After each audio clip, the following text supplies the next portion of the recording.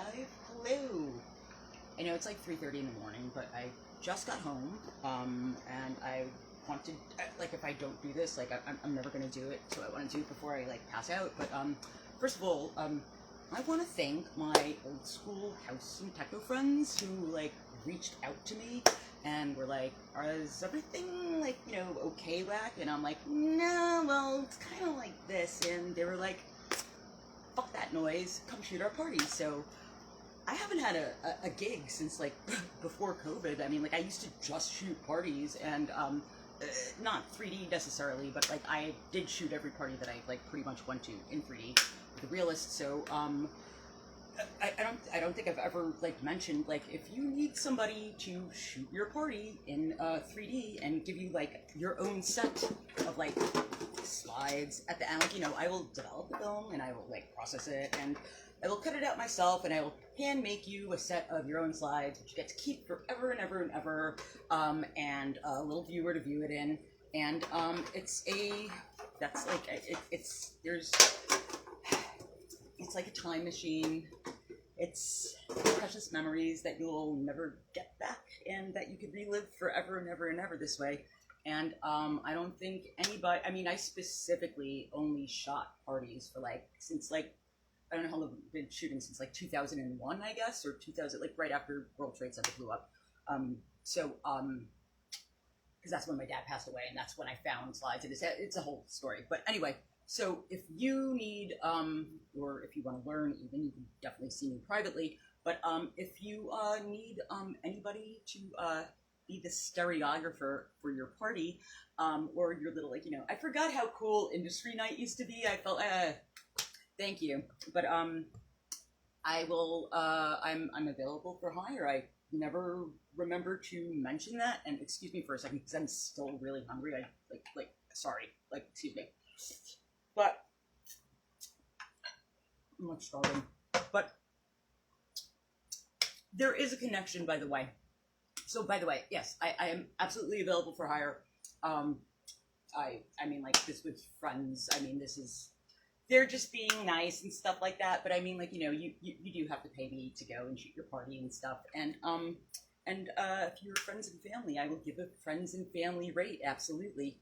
But so I wanted to talk about this camera, not this camera. This is a Stereo Realist. This was designed by Senton Rochwhite. And this camera and this camera are very, very connected. And I will talk about that later. I'm not going to get into that tonight. I would have shot this tonight, except I wasn't able to get a flash on it. And one day, one person asked me, like, what do you keep in your kit bag to, like, shoot a Realist at a party? And I'm like, a lighter. And they're like, why? And I'm like, because you need something to focus on in, like, pitch black party conditions with, like, bump, bump, bump. And, like, you know, trying to, like, shuffle through crowds and stuff like that. And it's really the only thing I ever keep in my kit bag, besides, like, you know, extra batteries for my flash and, like, maybe an extra roll of film. That's it. But there is a connection between the Realist, at least the Stereo Realist, and by the way, it's a huge connection. I mean, it had everlasting effects. The Stereo Realist basically became, like, I have all this out because I was going to do the video before, but, like, the Stereo Realist, like, influenced, like, every other stereo camera that came about in, like, the 50s, the late 40s into the 50s, the whole stereo boom. And it's really kind of from this camera. So, and this, by the way, this is my new favorite obsession. I actually just got a second one on eBay. I just did a video the other day that was, like, hour long. That was unacceptable. So I'm going to try to get through this quickly. But the Mercury 2 is a absolutely groundbreaking, influential, just absolutely, really was revolutionary. And there's so many things about this camera that dictated things that, like, you wouldn't even think of. Like, this camera really dictated the whole stereo boom that came about after it. The 35mm lens off of this was basically, you know, used for the 35mm lenses on the prototype that he made when he went to David White, and that's who manufactured the Realist. So there are so many, like, you know, like that's not even like kind of the lore of the Mercury 2, which is like, you know, that's even more lore that it has. But excuse me, one more bite. I swear to God, I'm sorry. So the Mercury 2 was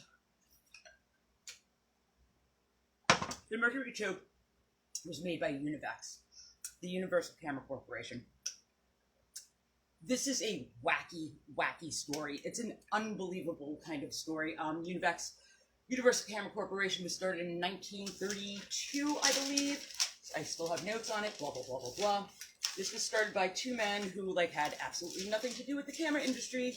Like, many early camera stories really are kind of follow. It was founded by Otto Githens and Jacob J. Shapiro, who was, like, one of them was, like a loan officer for, like, specifically for, like, taxi cabs. I guess he, like, loaned, like, money for medallions or something like that.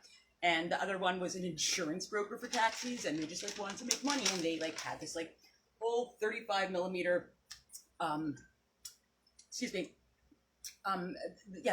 whole 35 millimeter, like, cameras, that were coming out, I mean, with 35 millimeter film, by the way, which was, like, a movie stock back then, in the 30s, and, one of the first stereo cameras, actually, ever to be made that had the 35 millimeter film was, something called the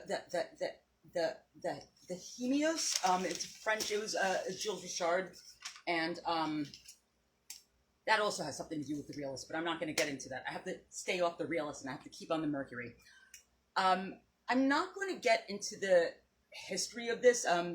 It's really, there's a book called like the Univex story, I believe, which the Univex story, which is the Universal Camera Corporation, which is written by a woman. This is backwards, isn't it? Oh, I'm sorry. Here, how about I go like that?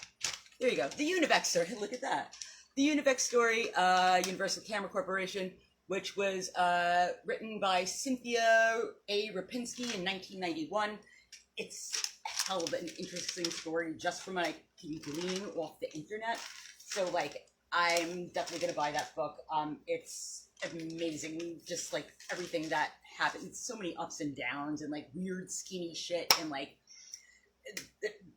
super, like, New York businessmen type of stuff. But this camera was designed by a man named George Kende, who actually designed another Univex camera. He was the chief engineer for Univex, and he designed this camera, which I just found, like, arbitrarily, like, you know, I went to the flea market, and I was like, I'm going to find a Mercury 2 before anybody else gets it, haha, and instead I found his, basically, what the mechanics of this camera is, taken from, is from his own design for a movie camera that basically had a rotary shutter, and this was like a very revolutionary thing. It basically like gave you a exact same speed. Other movie cameras before it, like a Keystone, had like a clockwork mechanism, so like you would wind it like a watch, and like, you know, it would, if you could hear this, it would slow down and stuff like that. So this kept a steady speed, and which is very integral to making a motion picture. You know, your frame rate has to be consistent. So this design that he made for this, it's called the Cinemaster 2. It's the 8mm cine camera from Univex, from Universal Camera Corporation.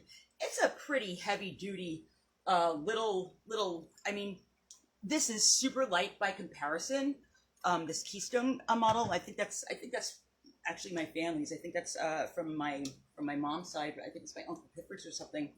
And so I'm trying to, I got it for $5 because it didn't have the key to it. So I actually can't get in, like, wound up and like feel how it feels in the hand, because that you can actually feel slowing down in your hand, like, so you kind of know when to wind it again. But I'm gonna have to like get into this a little bit more before I could show you. But I mean, like, it's a, you know, it's a 8mm, you know, 8mm movie camera, home movie camera from like the from the late 30s, I believe, or I have to look at the date for that. But the Univex Mercury and the Mercury, there was a Mercury 1 and there was a Mercury 2. This is the Mercury 2, and the Mercury 2 takes 35mm film. If you get the Mercury 1 camera by mistake, it is very similar in width. It's almost 35mm. It's something like, it's like a 33mm, so you might have to slice it off a little bit. There are ways to put 35mm film in a Mercury 1, but it's if you're going to buy one based on anything, I would buy a Mercury 2, just because, like, why give yourself the extra hassle? So, like,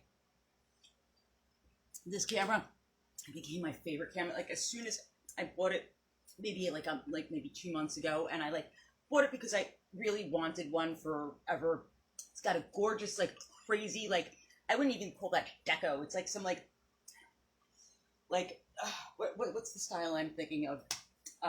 It's like, you know, like the old 30s industrial type of design, and it's gonna come to me later. And it has it's so unusual. It's so stylish.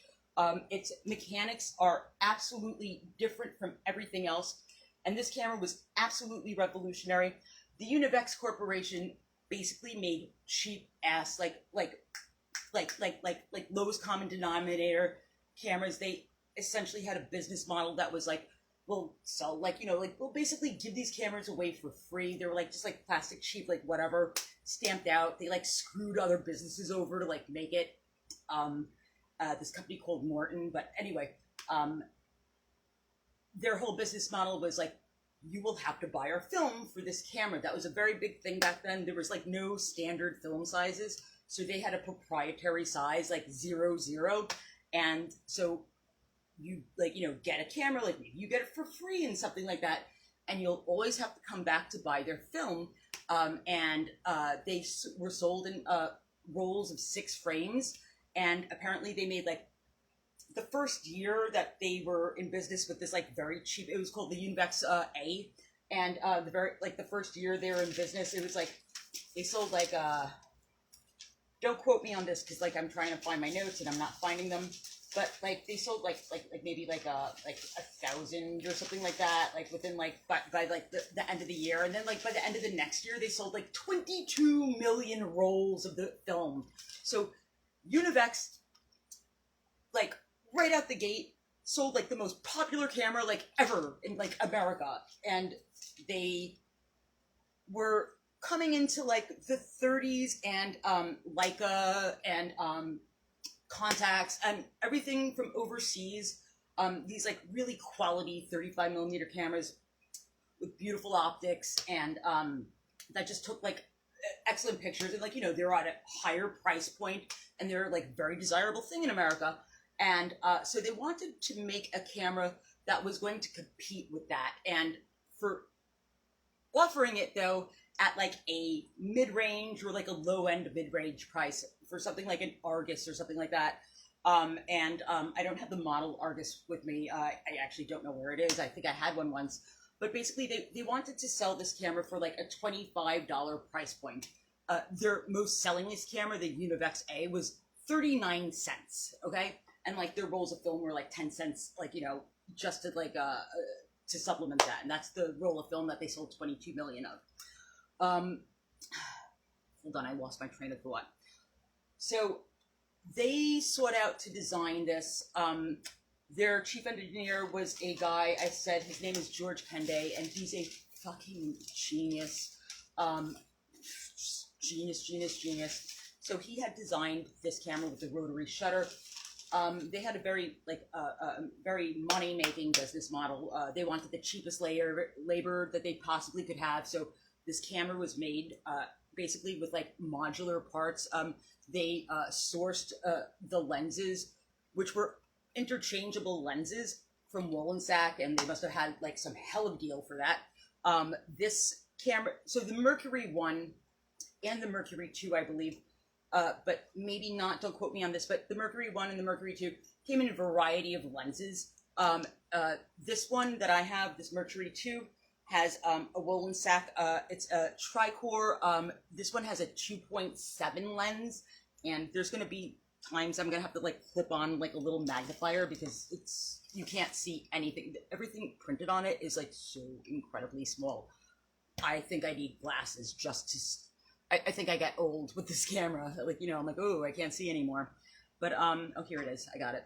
But so they had these lenses that were interchangeable. There was a 3.5, a 2.7. There was a 2.0, which was not the tricore lens. It was also by Wollensak, but it was a Hexor lens, which I thought was like by Konica, but it's actually their version of their own, like, six element lens, which is like a very desirable lens. But they also had a 75 millimeter ILEX lens and a 125 millimeter lens, which was like it basically, like something like this long for like shooting zoom and stuff like that. And those are super rare. If you ever see like a lens for a Mercury, either a 1 or a 2, that's like, like some like, like zoom looking extendable telephoto, excuse me, not zoom. Get it. Because it's going to be like, they're super rare. You can't find them. Even just like me having this lens hood, I was like, oh snap, they're not that expensive. I paid $20 for this one at like the flea market. And I think the reason why I paid that was because it's missing a hot shoe. It's missing a cold shoe, and this is the hot shoe. All I really needed was the hot shoe. But these are designed to. This was basically America's answer to the Leica 2. This was America's answer to the Context 2, to the Context 3. This is something that even if you go online and just like look at like any modern review from a person who's like trying to figure out the camera, and they're like, oh my god, these are fucking amazing pictures, like nobody's expecting it to look that good, that sharp. It's a little hard to figure out, and we'll see how I figured it out because I haven't actually developed this film yet.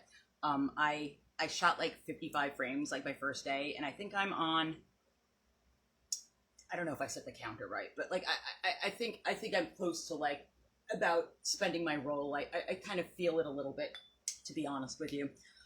It looks like, some beat up, like they're always going to be worn. The way that the metal was, like the alloy metal that this is made out of, it's aluminum and magnesium. And it's just like, it corrodes. It always, if you find a minty one, it's going to be a lot more money, just because people like cosmetics, but it also might be more functional. This is a 70-year-old camera. It is going to lose some of its functionality, like, like if it hasn't gotten cleaned, like something's going to be slow, it's not going to get stuck or anything like that, but it's not going to shoot exactly how it would 70 years ago, of course. And I think a lot of people like kind of a lot of people don't know this camera, surprisingly, and I find that a little I've always liked this camera, so I always think it's like kind of weird that like nobody knows it, but it's like you can't forget this design. There is no other camera that is like designed like this except for the Mercury 1. Even though this design that it has been like copied again and again and again. So let me tell you about the camera. So this is a rotary shutter that was taken from this. It's not taken from this, but it's inspired by that. So this, like, this big, like, curve on the top, this big, like, arch is actually the rotary shutter that they needed more space for it to spin around. So that's the housing that it actually spins in. And it's one of the best design elements.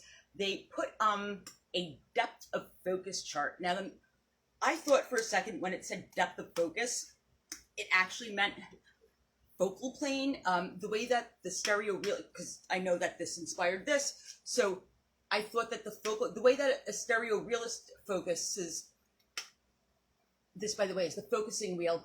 It doesn't focus the lens. It doesn't move the lens in and out like other stereo cameras. And here, let me show you on this one, because this one is not cold.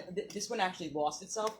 So if I adjust this lens right here, you might be able to see that the lenses kind of go up and down when I focus them, and you can see maybe one of them is not and the other one is. It's because it didn't get caught on the gear right, and so like now one of them focuses and the other one doesn't, which is a problem. So the way that the Stereo Realist kind of circumvented that was it's not focusing the lens, it's actually focusing the focal plane, the film. And so it moves the film back and forth instead of the lenses on a helicord. And it's an amazing concept, it's an amazing design. So when this said depth of focus, which it says on both the front and the back of this, which it says both on the front and the back. Let me put on the lens. Hold on. You can see. So when it said depth of focus, I really thought that's what it was talking about. But what it's talking about is depth of field, actually. It's just like such an old camera, that's what it was called back then. And it has the depth of focus, the depth of field, listed for all the lens types that it was made. So there's one for a 3.5, there's one for a 2.7, there's one for just 2, and it gives you the average depth of focus depending. By the way, this is also not a focusing camera. This is a camera that goes by it's oh my god, what's it called? You have to you have to average your distance. So it measures it in feet. So it will shoot, by the way, it shoots from this one in particular. I don't know if the 3.5 does, but the 2.7 at least shoots from 1.5 feet close. Like, it can focus from 1.5 feet to infinity, which is like super close and super far. And it has ranges that are 1.5 feet, 2 feet, 2.5 feet, 3, 4, 5, 6, 8, 15, 22, 46, 50 hike, and if you go and calculate on the back of this, and this won't really change, I don't think. It doesn't matter what film you put in it, doesn't matter what speed you're shooting your shutter at. This depth of field calculator should be accurate because unless your lens is off or anything like that. So if you are shooting, let's say if I have a 2.7, if I'm shooting at 10 feet, right? If I have this focused at 10 feet, I have a depth of field, I have a focal range of from 7.5 feet to 15 feet. So that's the room that you play with, that you'll get 100% super sharp in focus. And perhaps the things in front of you or perhaps the things behind that will get a depth of field a little bit. And this is a very easy way to keep things very sharp if you kind of can judge your distance.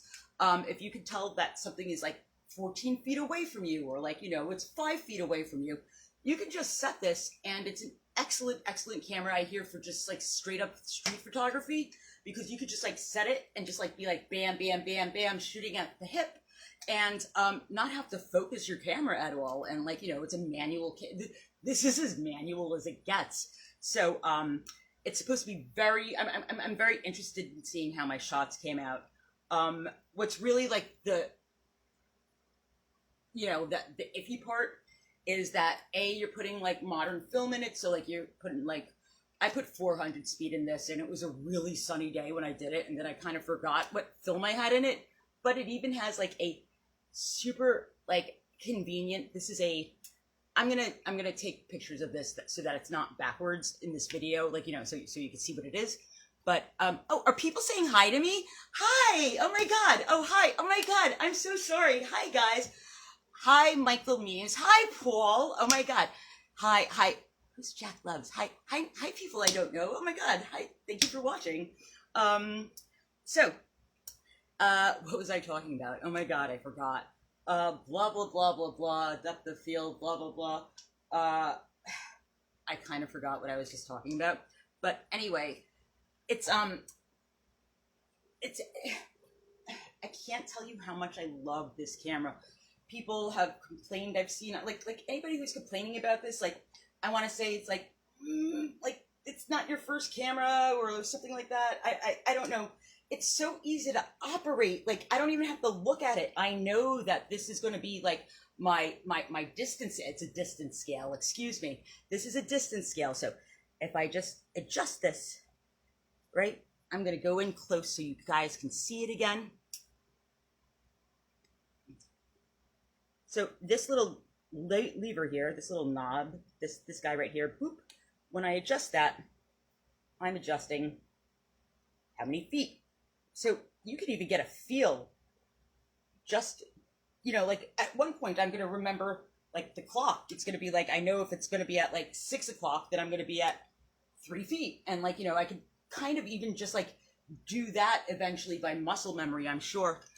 But the best thing about this camera, I think the best thing about this camera is basically the winding. So it winds in the front because this is a rotary shutter. And the way that the rotary shutter works, now this is why it's so difficult to really judge the first time you're shooting it if your settings are right. Because the rotary shutter, basically, it spins around at a set pace.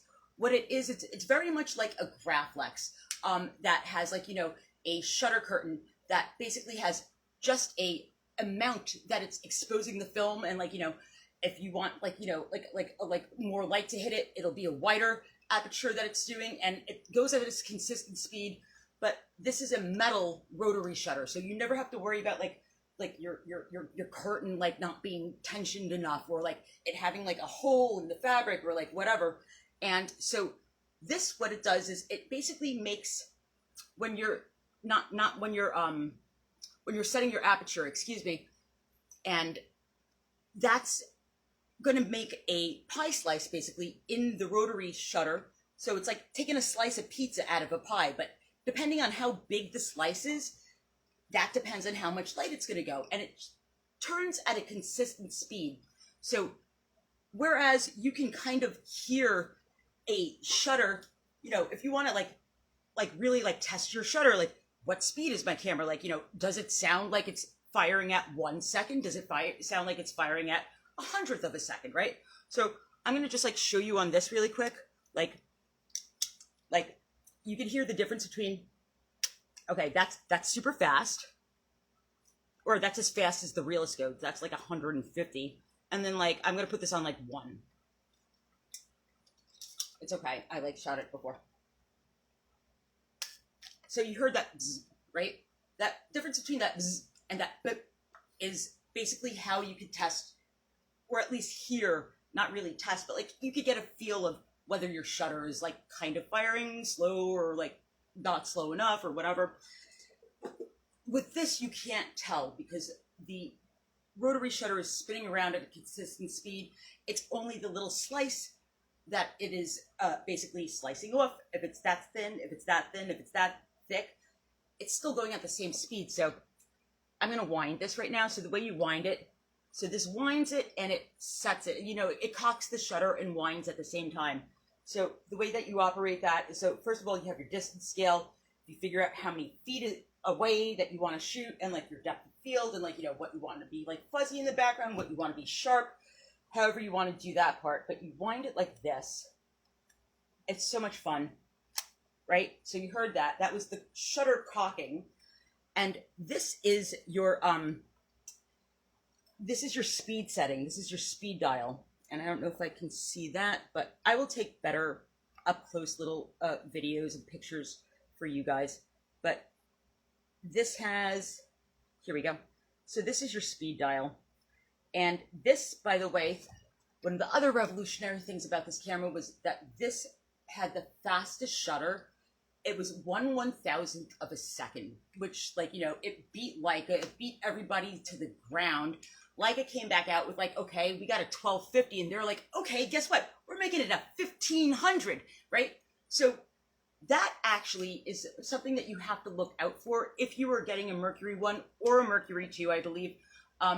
They did eventually one up like Leica, and so the 1500 didn't go at the same consistent speed as this one did. They made him design it faster, so he had to like use a tighter spring coil and stuff like that. And basically the spring wears out on the 1500 a lot faster, and you might have a problem buying a bad one, or like one that like, the shutter is just like way off, or like maybe it doesn't even work and like nobody knows how to use the camera, so you don't know that when you're buying it. But when you're buying a Mercury 2 or Mercury 1, if you have the 1/1000th of a second, it's apparently like so much more of a just like consistently like a workhorse of a camera that you won't get that problem, whereas you will more likely with a Mercury that has a 1500 speed setting, which is a big deal, If your shutter doesn't work, then like you can't freaking take a picture. So the way that you actually set your shutter speed, so you have to press this in and then twist it. So cock your shutter first, because when you cock your shutter, it also kind of resets this. And so I'm not going to like show you up close right now, but the way that you do it is you have to press it in and you have to turn it. It's like opening up a bottle of like childproof pills. And so you do that. So I'm just going to like, I'm going to take a picture. It doesn't matter. And so I'm going to set mine at, I'm going to set it at 1,000, because that's the 1/1000th of a second it's supposed to be, right? And when you get to the speed that you want, it kind of locks in. So you have to like press it. You have to get around the line that you want.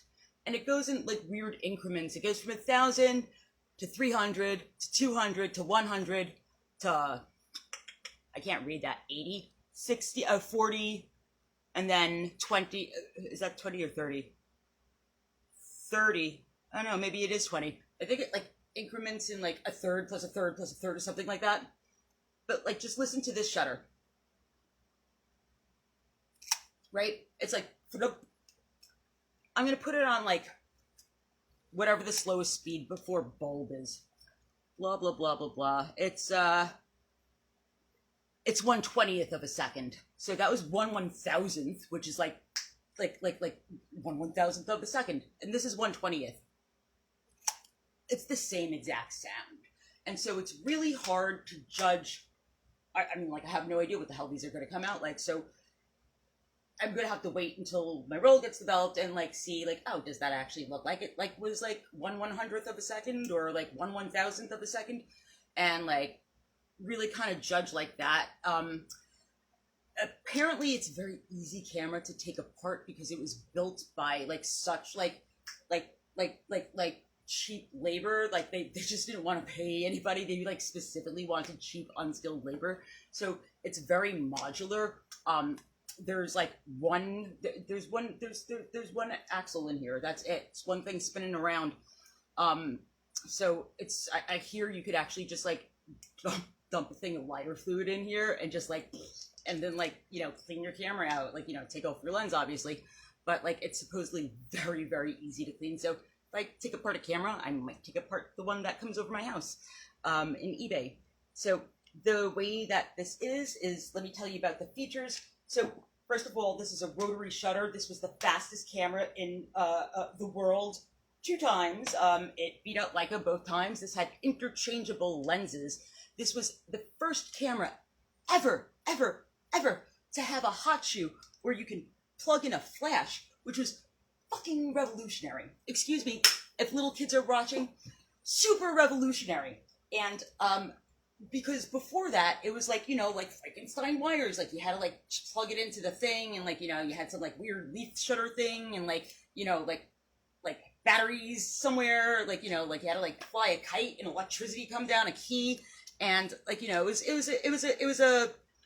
a harrowing type of flash experience, And so this hot shoe, by the way, as much as I said, like, this influenced so many other things that came after it, like, it influenced the Realist, which influenced all stereo cameras, and like, it like, was the first, like, it had the fastest shutter, it had a rotary shutter, and like, this is a half-frame camera, by the way. I forgot to mention that. So there's so many good things about it. I can't talk enough. Like a half an hour is not enough to talk about this camera. It's a half-frame camera, so like, especially nowadays, like, I don't want to buy another roll of film. Like, I went to buy film today. I'm like, give me 2 of your cheapest rolls, $18. I'm like, what? And then I got like this awesome tripod for $5. So I'm like, what the hell? And so film's expensive. Like, you know, you want to be shooting a half frame camera nowadays. I put in a 36 roll of a roll of like 36 frames, and I get 65 photos out of it. It's an economical camera nowadays, and even back then it was advertised as that. By the way, this, I don't know if this like dictated half frame. The way that it was that Leica had a 50mm lens on it, so it really dictated the standard format of 24 by 36, and this happens to be 18 by 24. So this is a half frame camera. I'm sure there were half frame cameras before this, so it's not like, ooh, the first half frame camera, but I do believe that this really, really like cemented what a half frame was, because there were like, you know, like weird sizes back then also, and weird, you know, people are just figuring out like lenses and like what's the best focal plane and stuff like that. So this hot shoe design, and by the way, this is a 3D adapted adapter, so it's specifically meant to like go over this little bump in a realist. So this actually has the little bump, but behind instead of in front. So I actually could put this on backwards and shove it in, and this, I mean, this was the first camera ever to have a hot shoe. And this is universal. It's on every single camera ever, no matter where you are in the world, no matter what country you're from, except for like stuff like this that had like some weird posting. And that's why your camera isn't like, you know, as popular, because it didn't have the universal hot shoe. And this is on everything. This stayed. This was such an everlasting, enduring design that was right the first time, that it never changed. It's even the cold shoe that's missing, even just like an accessory shoe, they're all based on this design from this camera. It's absolutely phenomenal. It's so fun to shoot. It feels like, I swear to God, I don't know if it's the Fisher Price, like learn how to like tell time clock, but just doing this, like just the sound and feeling it in your hand, and then like, you know, I'm not even gonna like focus. I'm just gonna be like, whatever, like you can feel it in your hand, and you feel that like snap going around. It's some sort of like memory. I don't know what it's like, it's conjuring up, but it's such a fun camera to shoot. It's super light. It has like, you know, it has this absolutely really, I would even want to like learn how to read it, except I need like trifocals. Like, it's really kind of, I don't know who the hell was supposed to be reading this. Like, I mean, were people's eyesight better back then? Like, how small is this? And it gets smaller. Like, so this is like the exposure scale. This is the exposure calculator. And like, you know, you've seen these before if you like know your old camera stuff. And like, you know, so you turn the dial and you like figure out, like, you know, you figure out that you're just gonna guess instead of like looking at this. And but the fact that it's like so super teeny tiny, like I don't know who the hell is reading this. And like also like, I mean, like the viewfinder, by the way, if you find the viewfinder to be too small, my little trick is you take a cell phone lens, and you take a telephoto cell phone lens, you take a piece of nanotape and just like stick it on. It's like so much easier, or stick it off or something like that. But you know, when you stick it on right, it's a lot easier than just going like that. And it has a exposure, like, you know, it has a frame counter, which like winds every time that you wind your little guy over here. So like every time you do this fun, awesome thing of like winding the next frame, your frame counter winds, and then your shutter speed resets. So like you always have to reset that also. But I can't recommend this camera enough. I needed to get another one before I made a video about like how awesome it is, so nobody goes out and buys it before me, because I just needed one with a flash. I got it. So everybody's cool now. Go ahead, have fun. But like, it's just like, I don't even care that I'm like taking a picture of nothing right now, because like it's got 65 frames. Who cares? I want to talk about this some more. I gotta go to sleep, but it's an excellent camera. It has, oh, by the way, this is like, you know, it has this rewind and advance little knob here also. I don't know if that was the first. It's definitely, I don't think that is for that. Maybe it is though. So it's a absolutely revolutionary camera. And by the way, so this competed with Leica. This outsold, like, I mean, like, this was a desirable camera in Europe, because it had all these features. It had incredibly sharp and wonderful lenses. I've seen pictures from these, and these are by Wollensak, who like got by like bought by like Revere and like by like I don't know, like Sears, not Sears, but like, you know, like Wollensak got bought by a lot of people afterwards. I don't really get the Wollensak story yet, but I'm gonna start looking into that also. They're up in Rochester, like everybody else in the world who was making lenses were. I think the guy who was like a Bosch and Laum employee like started Wollensak, and so they basically were making lenses for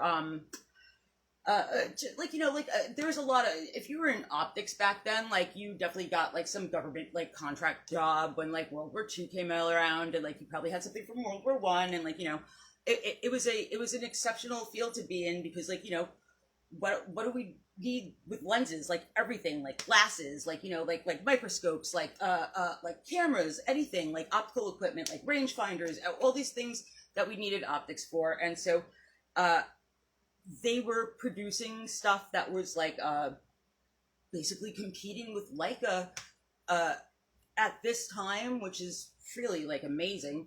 It had interchangeable lenses. It's a half frame camera. It's the first camera ever to introduce a hot shoe, and that, like, you know, the flash just plugged in. It's called an F-mount flash. But you can really put in, I'm definitely putting like some modern flash, something. I'm figuring this out because obviously, like, whatever. I hear though, if you put a modern flash in it, this is so well designed that it was like designed to like compensate. The flash was accurate at every speed. 1/1000, 1/300. Bulb. I don't think bulb. Somebody has to answer me this question. If bulb set off the flash, like, did it set it off or did it not set it off? Because like you could have the bulb open forever, but it was timed. It was timed to your shutter speed. So and it was timed so well that like, you know, the electricity that shot up and like, you know, blew up the little magnesium like strips in the bulb were timed to the frame rate of, like, you know, whatever the setting was. I mean, for the shutter speed, for whatever the setting was. And like, it's so well designed. It feels nice in your hand. It's all curvy. The leather always, it's not even leather. The leather always peels off. So like, you know, you might have to reskin it. It looks like, you know, it got beat to hell. It looks like every car that I've ever driven. It looks like it is like the used car of like my cameras and stuff like that I'm like, yeah, it's my daily driver. It's 100% American made. If that still means something, you know. And it's the only camera with these like controls in the front, and the reason why they're on the front instead of on the top is because it's controlling this dial. It's on the same plane as this dial. It needs to set it. It needs to set the speed. It needs to set how like when you're setting this shutter speed, you're setting the amount of pie slice that's going to be open in here. So that's why you have to push it down and catch the specific, you know, like 1/1000th or like 1/300th. And it's just like pressing this. This is the best part. Just like, oh, I'm sorry. I'm like, but like, hold on, let me get this. I don't think I wound it all the way. It's like, oh my God, I think I just spent my roll. I think I just ended my roll. Look at that, like history. It's a great camera. It's so much fun. I feel like if I drop it, I'll break the ground, which is what I want out of the camera. It doesn't have any straps, like any like lug nuts or anything like that. You have to, it has like a 1/4-20 hole in the bottom, so you could like put a little hand strap, or you could put it on a tripod if you want. It's the Mercury too. It's by Univex, the Universal Camera Corporation, which was based out of New York City. Apparently they're from like 28 like East 23rd Street, which is like where the Home Depot is. So like, that's cool. I'm gonna go take pictures of the Home Depot with like my camera that was like made there, and be like, ha ha ha ha ha. And you know, it's, people are gonna like look at you on the street, be like, what the hell is that? You could even like be surreptitious, because you can like, you know, just judge your distance and just be like, like, you know, I guess I did wind it. You can just shoot from the hip, literally. It's really light. It's a half-frame camera. You're not going to waste film. Even if you do waste film, it won't be a waste because you get 65 frames. There's nothing I could say about this camera that's bad. I love it. It's historic. It made history. And I will talk about this more later. And I'm going to go to sleep. And everybody have a good night. And thank you all. And hi. Everybody who's waving at me. Hi, guys. What's up? And that's it. And if you ever need somebody like take, like, you know, 3D pictures of your party or your whatever, I forget. I was about to curse. I'm a stereographer, and I will mount you slides, and I'll do the whole shebang and kit and caboodle, and it's wonderful. It's wonderful to have stereo slides of precious, precious memories, or just fun times, or just any day. And the Mercury 2, it's awesome. I totally recommend this. It's my favorite camera. Like right now, I don't think I've ever had a favorite camera just straight out of the gate holding it. And check it out. And I'd like to see pictures and scans if you do take one. And that's it. Now I'm really going. Thank you all for watching. I feel awesome. Thanks. Bye.